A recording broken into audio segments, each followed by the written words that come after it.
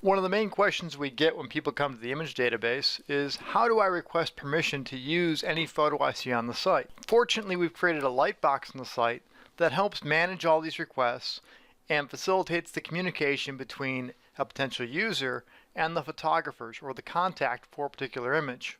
In this example, I'm going to say that I want to use this picture here of Slash Pine by David Moorhead. Clicking on that image takes me to the detail page for it. And right here below it, I have an option for requesting permission via the lightbox. Clicking on this, because I'm not logged in, takes me to the login page. We need to know who's making the request. We will always store the information for the request in our database and make it available to the photographers so they can see statistics on their image usage. After signing in, I'm sent back to the image detail page, and on clicking on the Request Permission via Lightbox button, I then get options for what size of image I would like. In this case, I'm going to choose small print. And I get an indicator showing that it's been added. Also, the count of number of images currently in my lightbox is updated in the upper right hand corner. If I wish to remove that image, I can click the button again and remove it from the lightbox. If I then want more images of Slash Pine, I could click on this subject link here, taking me to the listing of all images we have of this. To make it easier for our users to select images they may want, we've changed it so you don't have to go to the image detail page every time. Scrolling down through the pictures that are available, I can click on a picture and directly add it to my lightbox from this screen of thumbnails. Once I've selected all the images I want, I can click on the icon for the lightbox in the upper right hand corner. All images that I've selected appear here, and I have the option at top to request permission for use and download. On clicking that, I'm given a short form to fill out to tell us more information about what the request is. The information collected on this page is used to create emails that go out to all the contacts for the images. Many of the contacts want these additional details so they can determine the nature of the request and determine whether or not they will choose to charge money for a particular request. The first section of this form goes into the type of request you're making. If I'm working on a publication that will be distributed free of charge, it would qualify for educational nonprofit. However, if I'm working on something that I'll be charging for the end product, or someone has to pass through a paywall to view the content, it's a commercial request. With a commercial request, we ask that they put in the name of the company that's making the request. The following section then has what the intended use will be, whether it's a website, a publication, PowerPoint, some display or exhibit, or another use. In the case of a publication, we'd like to know what the name of that publication will be.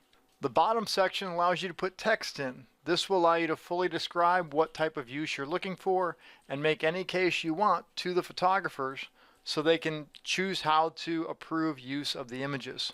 We do have a note at the bottom of a page that once you click this button, it is going to empty your lightbox, although the request will be saved. We do ask that you put as many images together in a request as possible. The reason for this is this will email each of the photographers with the request details.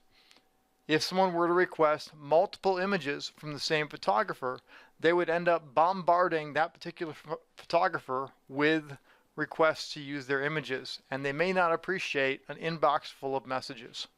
On clicking the button at the bottom of the form, you're taken to a page showing the details for the request you just made, including a number that references what the request was. You can see all the pictures that were in this request and what the status was. In this case, I did make an educational request. Because I am not charging for the end product, all of the images were approved for use automatically.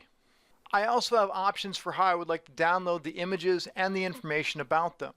I can download the information and citations in Excel. I could download the images with the citations in a PowerPoint, or I could download the images at the size requested with the citations in an Excel file in a zip file that comes as one package. Optionally, I could choose to click on each of the links next to the images to download the individual images.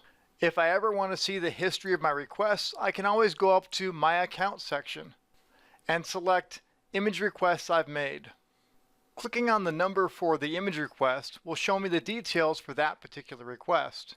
In this case, it's a commercial request, and I can see that one image was rejected, several were forwarded, and others were approved. All the approval, rejection, and forwarding requests is based on the permissions the author has sent in the system. For any of the forwarded requests, it is the responsibility of the photographer or their designated contact to respond back to the person that made the request.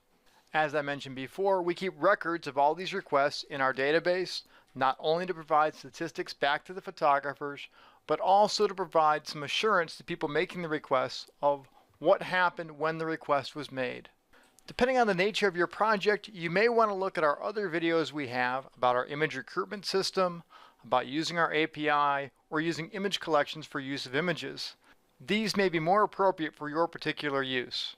You are welcome to contact us at any time at bugwood@uga.edu if you have questions regarding image usage. Thank you for watching this video on features of the Bugwood Image System. If you're interested in more topics like this, please subscribe to our newsletter at news.bugwood.org. Thank you.